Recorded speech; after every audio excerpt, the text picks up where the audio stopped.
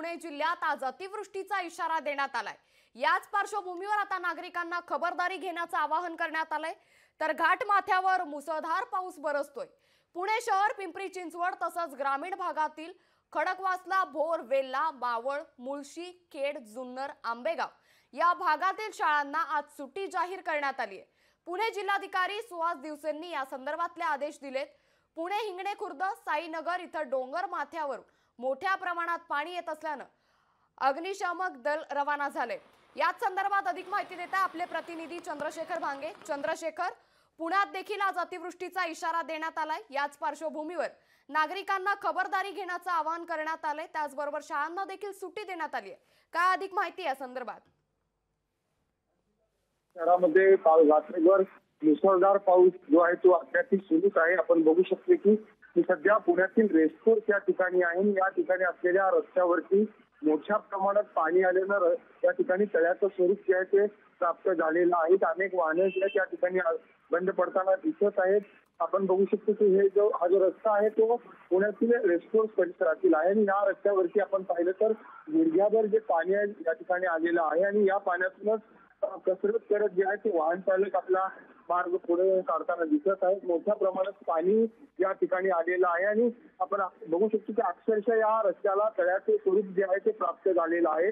पुण्यातील हा जो रस्ता आहे तो या रस्त्यावरती मोठ्या प्रमाणात पाणी असल्यानं या ठिकाणची वाहतूक जी आहे ती काही वेळानंतर बंद करण्यात येईल असा इशारा सुद्धा पोलिसांनी दिलेला आहे। पण बघू शकतो की या सगळ्या शहरभर पावसामुळे अनेक ठिकाणी जे आहे ते अशा स्वरूपातच पाणी साचलेलं आहे।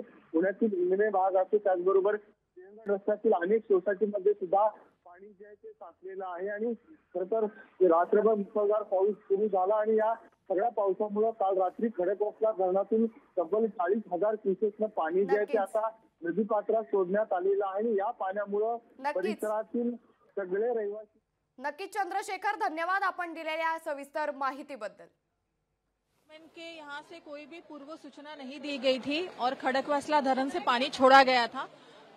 सुबह 3 बजे हमें पता चला पानी भर रहा है। उसके बाद हम लोग जब यहाँ आए तो पूरी अफरा तफरी मची हुई थी। सब लोग घबराए हुए थे, सब लोग गाड़ियाँ निकाल रहे थे, कुछ बच्चे भी थे जो जोर जोर से चिल्ला रहे थे।